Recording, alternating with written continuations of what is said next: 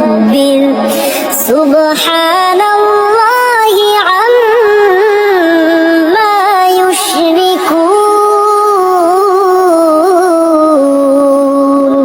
هو الله গভীর রাতে আইসো বান্দা, চোখের এক ফোঁটা পানি দিও আমারে, আমি পুরা ধুয়ে মুছে সাফ করে দেব।